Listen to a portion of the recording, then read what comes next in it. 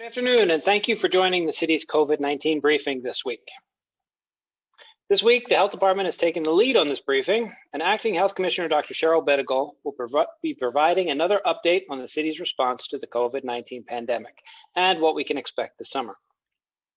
Following her prepared remarks, we'll provide those remarks in Spanish. Then we'll open the floor to questions from the press. There are two important things I wanted to note before we got started. First, this will be the last regular Tuesday COVID-19 briefing planned by the city. If the situation warrants, we will schedule a briefing and issue an advisory, but we're moving on from the regular updates. Before I move to the second point, I want to make sure that I thank everyone who's been involved in this effort. For more than a year, the staff at PHL Gov TV have been coming into City Hall to provide you with the latest on COVID-19. They were joined by our wonderful ASL interpreters and Armando and his wonderful red wall, and most recently, Ms. Zelly Colon, making sure that our Spanish-speaking residents get our updates. Each of them has been a bedrock during this pandemic, and we cannot thank them enough. The other programming note I wanted to mention was that we will be ending today at 1:30. There's another briefing on an exciting vaccination partnership, the All Faith Vaccination Campaign, that will be happening then. Now, let's get started. Dr. Bedegal, you should be able to unmute yourself. Hello, everyone. So as Jim said, today is going to be our last regularly scheduled press conference on the pandemic. And I just also want to thank all of you who've been covering these events for your help as we try to communicate with the residents of our city. It is invaluable what you do every day. And I also want to begin by acknowledging that today is the 1-year anniversary of the death of George Floyd. And the systemic racism that led to his death is on all of our minds as we work to change outcomes from a pandemic whose outcomes are also impacted by the legacy of racism in our country. We are determined to make a different future together. So the numbers for today, the 14-day average case count is now 141. The weekly positivity rate continues to be below 5%, as it has been since May 2nd. Hospitalizations are roughly stable. We have 203 people in Philadelphia hospitals with COVID, and we've had 49 deaths in the past week. So again, we're not out of the woods. This pandemic is still with us, but we are seeing clear improvement over the past few months with vaccination rates rising. 44% of adults in Philadelphia have now been vaccinated, up 1.5% since last week, and 64% of people over 65, which is up 1% since last week. So we are making incremental but real progress in these efforts. And total doses provided so far, more than 1.5 million doses of vaccine. This has been a massive effort by an unbelievably committed number of city employees, community partners, the Black Doctors Consortium. I thought about trying to make a list of everyone to thank who has been part of this effort, and it's just immense, and I would miss someone. So just huge thanks to all of them. We continue to see about 60,000 doses administered every week, and that's been pretty stable for the last few weeks. So although there was a drop in demand, it's now pretty much level, and we continue to move forward with progress. So we've heard a lot of questions in the last week from parents, especially parents of kids under 12, about when their children really have to wear a mask and what to do. So, simple ground rules for anyone who is unvaccinated, whether a child or an adult. The rules are the same. Wear a mask whenever you're around others who you don't live with, whether you're indoors or outdoors. So if you're outdoors and away from other people, you don't need the mask, but if you're outdoors close to others, you do. That means that kids going for a bike ride with their parents do not need a mask, but kids in a playground with other kids do. And for some families, this is not going to be a problem. Their kids are used to wearing a mask. It's comfortable for them. They're not giving trouble. But of course, for other families, that's not true. So for families where this is really a challenge, it may make sense for parents to keep their own masks on, even if they're vaccinated, just to show their kids that masks are okay and they're even normal. So we did have some good news, and we take our good news where we can get it these days. Last week from the FDA on the Pfizer vaccine. The FDA announced that the Pfizer vaccine can now be stored in refrigerators for up to 30 days, rather than requiring ultra low temperatures. And that is a game changer. So as we work on the next phase of vaccination, which includes trying to get as much vaccine as we can out through primary care, and pediatricians, especially as we're thinking about vaccines for the 12 and up group, and then eventually, once it's approved for younger kids, really working to build up that vaccine network of primary care providers. So our staff are reaching out to help pediatricians, family physicians, federally qualified clinics to understand the process for teens. The federally qualified clinics have been vaccinating for a while, so they're on board with this. But for a lot of primary care physicians, this is new, and nurse practitioners, PAs. And we're really here to help them with this process of coming on board as vaccine providers. So as we wrap up this last press conference, I can't stress enough what a miracle it is that we have safe and effective vaccines that can end this pandemic for good. We can make this happen together, but we need all of us as part of this. So if you are vaccinated, talk to people about why you got vaccinated and what you can do now that you're safe. And do that gently and respectfully. And if you're waiting, think about what you need to know to be comfortable. And who has that information. We are here for you when you're ready. And there is a phone number you can call if you have questions about the vaccine. It is 215-685-5488. And we have public health experts at that number ready to take your questions. We are so close to getting our city, our lives, and everything that makes Philly the greatest city on earth back. So don't let anything hold you back from joining us on this journey back to normal life. It is waiting for you. So thank you all. Thank you very much, Dr. Bedigol. This is Ellie Colon. I will now present those remarks in Spanish. Ellie, you should be able to unmute. Can you hear me? Yep. Buenas tardes. Los puntos de la doctora Bedigol. Hoy será nuestra última conferencia de prensa programada sobre la pandemia COVID-19. Quiero agradecer a todos ustedes que han estado cubriendo estos eventos por su ayuda en la comunicación con los residentes de nuestra ciudad. El recuento medio de casos de 14 días es ahora de 141 y la tasa de positividad semanal ha estado por debajo del 5% desde el 2 de mayo y ahora está debajo del 2%. Actualmente tenemos 203 personas en los hospitales de Filadelfia y hemos tenido 43 muertes en la última semana. Aún no hemos salido del bosque, pero hemos visto una clara mejoría en los últimos meses a medida que más y más filadelfianos reciben sus vacunas. El 44% de los adultos en Filadelfia han sido vacunados, 1.5% más de la semana pasada. El 64% de los mayores de 65 años han sido vacunados, 1% más de la semana pasada. Hemos proporcionado más de 1.5 millones de dosis hasta ahora. Hemos estado viendo alrededor de 60,000 dosis administradas por semana durante las últimas 2 semanas. Hemos escuchado muchas preguntas en la última semana de los padres sobre cuándo sus hijos menores de 12 años necesitan usar una máscara. Para cualquiera que no esté vacunado, las reglas son las mismas. Usar una máscara cada vez que estés cerca de otros con los que no vivas en interiores y al aire libre. Eso significa que los niños que van a dar un paseo en bicicleta con sus padres no necesitan enmascararse, pero los niños en un patio de recreo con otros niños deben usar máscaras. Para algunas familias eso será fácil. Muchos niños están muy acostumbrados a usar una máscara. Para otras familias no se le hace tan fácil. En estas familias puede tener sentido que los padres se mantengan sus propias máscaras incluso si están vacunados, solo para mostrar a sus hijos que usar una máscara está bien, incluso normal.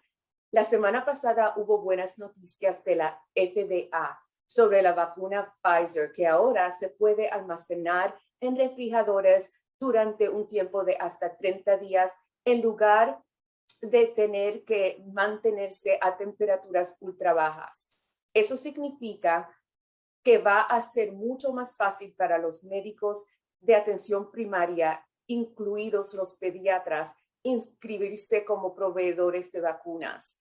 Eso es un verdadero cambio de juego en términos de nuestra capacidad para vacunar a los niños y dar inyecciones de refuerzo, pero solo si los médicos avanzan y se inscriben. Nuestro personal está en contacto para ayudar a los pediatras con el proceso. Y al terminar esta última conferencia de prensa, no puedo enfatizar lo suficiente el milagro que es que tengamos vacunas seguras y eficaz que puedan poner fin a esta pandemia para siempre. Podemos hacerlo realidad juntos. Si estás vacunado, cuéntale a la gente sobre tu experiencia, por qué te vacunaste y qué puedes hacer ahora que estás vacunado. Si estás esperando, averigua lo que necesitas saber para estar cómodo y quien tienes esa información. Estamos aquí para ti cuando estés listo. Estamos tan cerca de recuperar nuestra ciudad, nuestras vidas y todo lo que convierte a Filadelfia en la ciudad mejor del mundo. Así que debes de que nada te haga dejar de unirte a nosotros en este viaje de regreso a la vida normal. Te estamos esperando. Muchas gracias. Thank you very much, Ellie. We'll now move to Q&A. Reporters are asked to limit their questions to 3 or fewer. And given our short time today, we ask that you stick with the topic at hand. First up, we will go to Maggie Kent from 6ABC. Maggie, you should be able to unmute. Hi, thank you for taking my question. My first question is regarding this new FEMA site. I know we spoke briefly about it, but how many vaccinations, this new Center City site now that FEMA is leaving, how many vaccinations do you expect to be able to administer here once FEMA leaves? And you also mentioned that we need to bring vaccines to people. Are there any new efforts being done, let's say at rec centers or pools or something like that, to bring the vaccinations closer to people? Yeah, so the community site, community clinic size that the convention center will turn into after today will be 500 vaccines per day, which is pretty typical for the larger of the community sites. In terms of other efforts, so together with our partners in the fire department and with lots of community partners, there are pop-up efforts all over the city now. So there's more than 280 sites.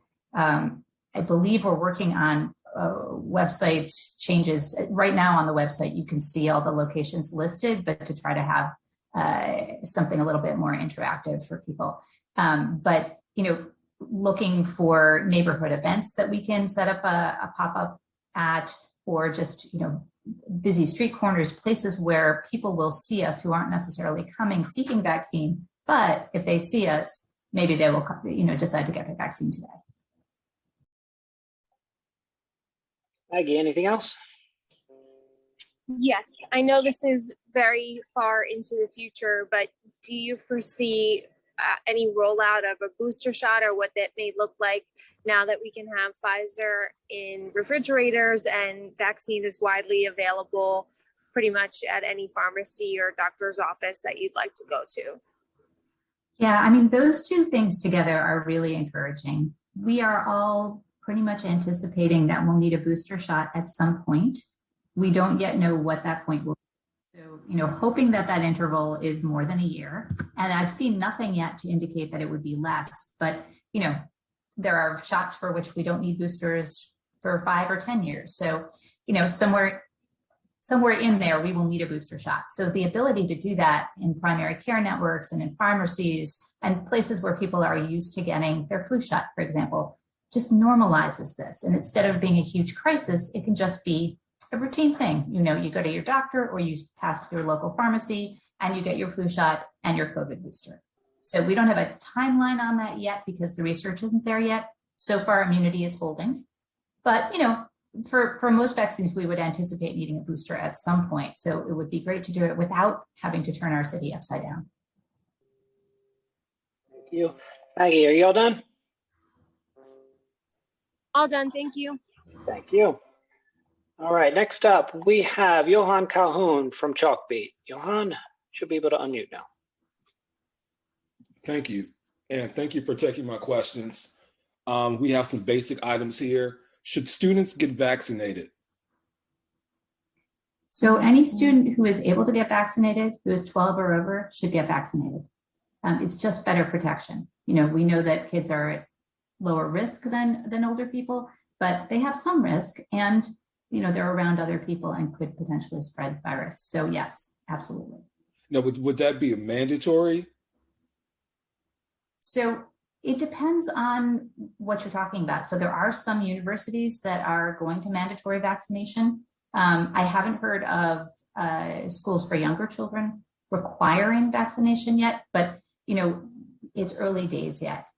So you know, we're waiting to see what the school district will decide to do and what the colleges and universities in the area will decide to do. Okay, and speaking of mandates, should the face mask mandate remain for students going back to school in the fall? So the CDC has recommended that masks stay in place for schools through the end of the school year. And you know, then we're going to take a look at the situation during the summer, and I'm sure the CDC will be looking at the situation during the summer as well. It's going to depend on where we are with vaccinations, where we are with case rates, our ability to do contact tracing. So I think it's a little bit early to make a decision for fall at this point. Okay, well, speaking of the fall, the district is fully reopening for roughly 200,000 students. What exactly will it take for a safe return for the district? So I don't want to speak for the school district of Philadelphia. You know, I think for all of our city, we want to get our vaccination rates as high as possible, because that insulates the people who haven't yet gotten vaccinated. It makes it less likely that they'll get exposed. So I think that has to be our top priority right now, is using these summer months to try to get as many people as we can vaccinated. Thank you very much, Johan. Next, we're going to move over to Martin Pratt from Philly Your Black News. Martin, you should be able to unmute. Yes, can you guys hear me? Yep, you're good. Thanks. Two questions. First question is based on the statistics that you gave earlier, the demographics of the million doses that were given out. Do you have that on the website? Do you have that available anywhere? And is that part of the 40%, or is that 1 million doses whole, and the 40% of vaccinations are just for people who are fully vaccinated and not just, you know, one shot? Yeah, so I think one of the things about our website is we have a massive amount of data there, and it can be a little bit time consuming to wade through. The 1.5 million doses is doses given, not people. And some of those doses were given to people as their second shot, and some were given to non-Philadelphia residents. And that was both early in the pandemic, when people were sort of finding their way past our rules, and then later when, you know, everybody stopped worrying about where you live. So that's not necessarily doses into Philadelphians. We do have demographics on vaccination rates up on our website. So you can look at vaccination rates by age group, by race and ethnicity. And what you see there, and I think the breakdown by rate by age was really very revealing, is that for people over 45 or 45 and over, we don't see big disparities, but we see the disparities for younger adults, 20 to 44. That's really where those disparities are. And so right now our team is talking and thinking and working on how do we reach those younger working age adults. I'm guessing this is a lot of our frontline workers. This is probably people who are just very busy with their lives and, you know, may not have gotten to get their vaccine yet. So that's where getting vaccine into neighborhoods. We are also talking to people to try to make sure we understand, not just guessing at why they're not getting vaccinated. But, you know, we need to make this process easy. But if you want to look at the breakdown by race and ethnicity, it's there on the demographic tab of the vaccine data. Okay. And the second question is, based on the news of the last 2 days, can you explain or put some light on whether or not medically and scientifically do we currently know if you have been infected with COVID and you don't need to get a vaccine? If you have been infected with COVID, you should still get vaccinated. There's pretty solid evidence now that the vaccine still adds protection for you. You know, you may have some baseline level of protection from having had COVID, but you're basically boosting your immunity, and people do better if they've been vaccinated, even if they have a history of infection. We usually like to wait, you know, until they're fully, well, obviously, so they're not contagious, but also till they fully clear that infection. And, you know, somewhere 30 to 90 days later, go ahead and vaccinate them. And really, real quick, the reason for that is that I thought, maybe I'm wrong, we currently don't have enough information to tell us how long, if you have an antibody from being infected, how long that would last. So the jury is still out on how long immunity after COVID lasts, but it's not out on whether there's a benefit to vaccination in people who have had COVID. There is good evidence that they are less likely to have a reinfection if they get that vaccine. And, you know, so that's why I feel confident in saying, go ahead and get your vaccine, even if you've had COVID infection. Thank you. Thank you very much, Martin. Next up, we'll be going to Sean Walsh from the Inquirer. Go ahead, Sean. Thanks very much. Are the vaccine clinics going to be open on Memorial Day? You know, the hours of the vaccine clinics vary by clinic, but there definitely will be clinics that are open on Memorial Day. Our website has the list of sites and dates. Okay, thanks. And since this is the last COVID press conference, I know you're new to, you know, hosting them, relatively new, but I was wondering if you could sort of reflect on this experience and say maybe like a thing that the city did well and a thing that you wish the city did differently during the pandemic. That's an interesting question. I think what the city has done well is just a massive mobilization. You know, the idea that we were able to give this many doses in this short amount of time and, you know, get to a place in just a few months with 280 vaccine sites, like this is just a monster. When the department envisioned what a pandemic response might look like, we didn't envision a vaccine that would require ultra low freezer temperatures, or some of the other restrictions that this vaccine has required, or keeping people 6 feet apart and masked and so on. So just the massive mobilization and the collaboration with partners across the city, ordinary Philadelphians stepping up to help, really is just amazing. And, you know, we call our city the city of brotherly love and sisterly affection for a reason. Looking back, I think that, well, one of the things we've learned from this effort is how important it is to look at our data disaggregated by race, by ethnicity, and specifically by age early on, from the beginning of each piece of what we do. And I think there are things that we didn't necessarily anticipate and things we didn't necessarily see early on without that ability to break data down. So, you know, we've really strengthened the way we look at this data. There are teams of people breaking the data down by census tract, identifying the small scale neighborhoods that most need clinics, sharing that information with hospital partners, you know, and other community partners to be able to target, we need a clinic here. And that level of use of data is something that we've learned from this pandemic, and something that had we had early on, I think we might have been able to avoid some of our early disparities. So, you know, the learning from this, I think, is a really critical piece of where we go next, because, you know, I hate to say this, but, you know, this might not be our only pandemic, and we have to be ready.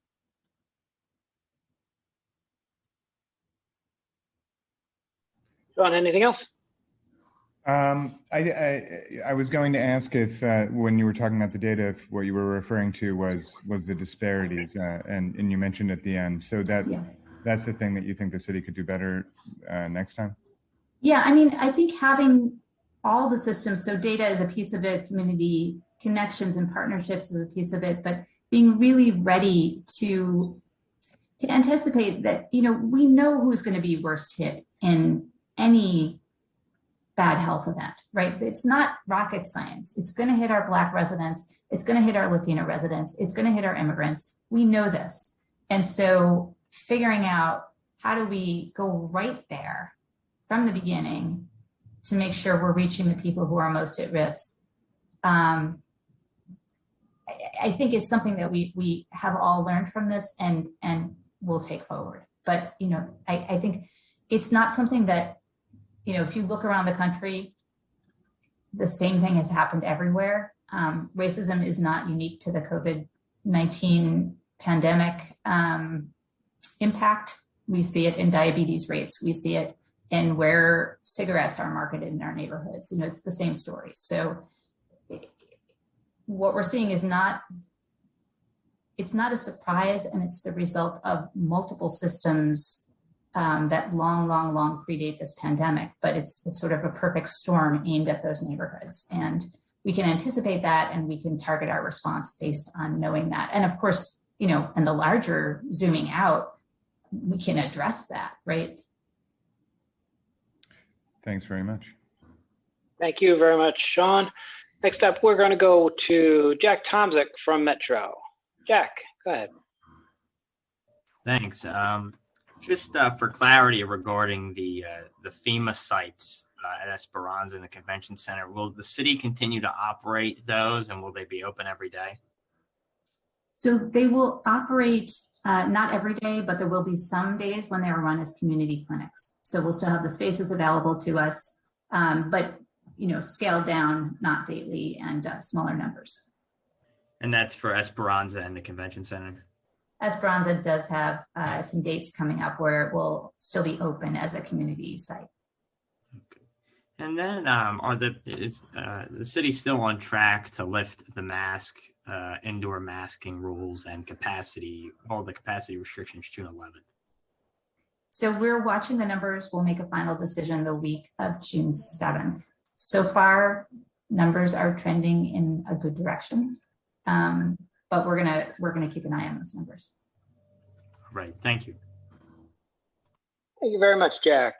Next up, we'll go to David Melandra, Philly Sports Network. David, go ahead. Okay, got a couple questions for you. One, I just want to make sure I'm understanding this right. Will tailgating be allowed back at the stadium since they're allowing the fans back in at close to near capacity? So we're trying not to make different rules for different spaces. So I can't, in terms of tailgating itself, I'm going to leave that to the stadiums, but you know, people are allowed to take their masks off outside. I'm assuming tailgating would only occur outside. Whether the stadium decides to allow tailgating or not, though, would have to be up to them. And you just mentioned a few minutes ago the city of Philadelphia right now is still on track to lift the masking on June 11th for indoors. Does that include for all like for the sports stadiums as well? So again, we're gonna make a final decision the week of June 7th. There are exceptions if we do lift that mandate, and those are according to the CDC, and we would follow that, which is that we would maintain masking in healthcare institutions, in congregate facilities like long-term care facilities, prisons, shelters, where people are going to be at higher risk and in close quarters. But you know, sports facilities, if we lift the mask mandate, sports facilities would probably be included in that. We still have to take a look at the numbers that week, though. And last one from me, over the weekend, there was 16,000 at the Phillies at Citizens Bank Park, and the Sixers had close to 11,000 indoors at the Wells Fargo Center. As the acting health commissioner, what were your thoughts about how everything went over the weekend? You know, I have not heard of any problems. We are watching data closely. It is too soon. If we were going to see cases, it's too soon. But I have not heard that people were, you know, ripping off masks indoors. Outdoors, we're pretty confident is safe. So, you know, so far so good. And we're taking this one day at a time. All right, thank you. Thank you very much, David. And we are to the point now we're wrapping up. So I would like to conclude today's press briefing and echo Dr. Bedigol's statement from earlier, thanking each and every one of you for joining us every week over the last year. Just as a reminder for folks who may have joined us late, today's briefing was the final regularly scheduled COVID-19 briefing. We will announce via advisory should the need for arise for a future COVID-19 announcement. Thank you all again, and please be safe.